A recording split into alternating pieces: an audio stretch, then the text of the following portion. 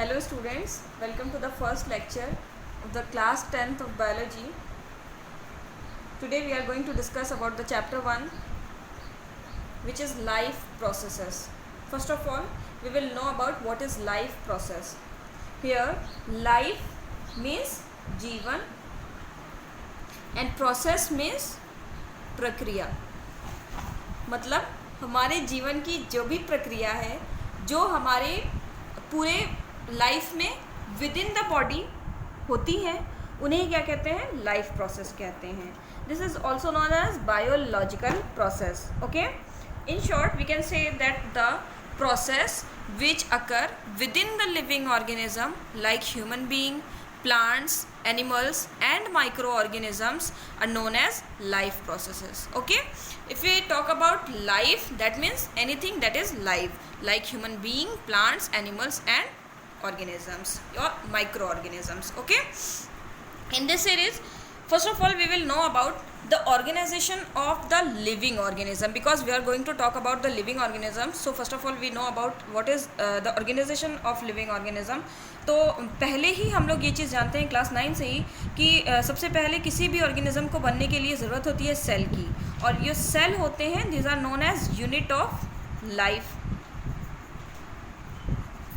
That means smallest unit of life.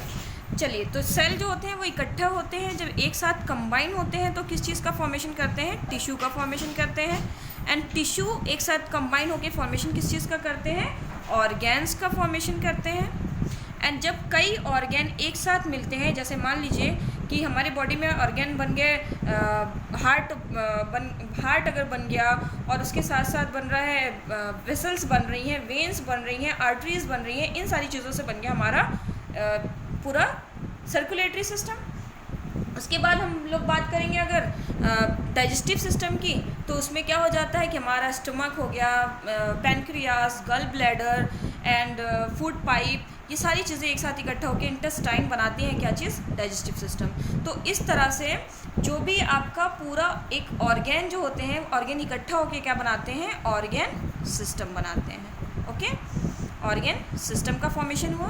Organ system जो होते हैं, अब जैसे मान लीजिए कि सर्कुलेटरी सिस्टम बन गया हमारी बॉडी में, डाइजेस्टिव सिस्टम बन गया, एक्सक्रीटरी सिस्टम बन गया, इन सारे सिस्टम के कंबाइंड फॉर्म से किस चीज़ का फॉर्मेशन होता है? किसी भी लिविंग ऑर्गेनिज्म का फॉर्मेशन होता है. Living organism. तो अब ये जो लिविंग ऑर्गेनिज्म बने हैं, ये लिविंग ऑर्गेनिज्म अपनी प्रोसेस को किस तरह से आगे की तरफ बढ़ाते हैं, अपने पूरे जीवन को किस तरह से एक फंक्शनल फॉर्म में चलाते हैं, उसके बारे में हम लोग बात करेंगे. इस सीरीज़ में लिविंग ऑर्गेनिज्म क्या करते हैं? बहुत सारे फंक्शंस करते हैं जिसके बारे में हमें इस चैप्टर में पढ़ना है, जैसे कि न्यूट्रिशन. ओके, अब बात जब होती है न्यूट्रिशन की, तो न्यूट्रिशन क्या होता है? न्यूट्रिशन में कोई भी बॉडी जो होती है वो क्या करती है? फूड इंटेक करती है या न्यूट्रिएंट्स को इंटेक करती है, जिससे उसकी बॉडी को क्या होता है? एनर्जी प्रोवाइड होती है. आगे बात आती है रेस्पिरेशन की. अब हम लोग रेस्पिरेशन के बारे में तो जानते ही हैं कि किस तरह से ट्रांसफ़र होता है ऑक्सीजन का, और वो ऑक्सीजन हमारी बॉडी के लिए किस तरह से ज़रूरी है. फिर बात आती है ट्रांसपोर्टेशन की. ट्रांसपोर्टेशन में कोई भी मल्टीसेलुलर ऑर्गेनिज्म जो होता है वो क्या करता है? फूड और ऑक्सीजन को डिफरेंट डिफरेंट फॉर्म में ट्रांसपोर्ट करने का काम करता है.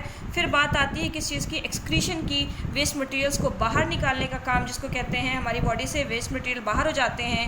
ग्रोथ मतलब बॉडी में जो भी डेवलपमेंट हो रहा है, बॉडी किस तरह से आगे की तरफ बढ़ रही है, उसे कहते हैं ग्रोथ.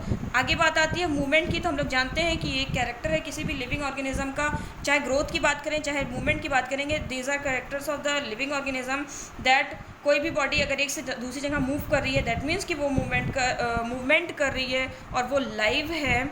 आगे बात आती है सेंसिटिविटी, कंट्रोल एंड कोऑर्डिनेशन की. सेंसिटिविटी का मतलब कह सकते हैं कंट्रोल और कोऑर्डिनेशन भी होता है, क्योंकि इसके थ्रू कोई भी बॉडी जो होती है वो किसी भी चीज़ के लिए किस तरह से सेंसिटिव है, मतलब वो अपनी बॉडी को किस तरह कंट्रोल कर रही है, कौन सी चीज़ पे रिएक्ट करना है, कौन सी चीज़ पे नहीं रिएक्ट करना है, इस कंडीशन में वर्क करती है.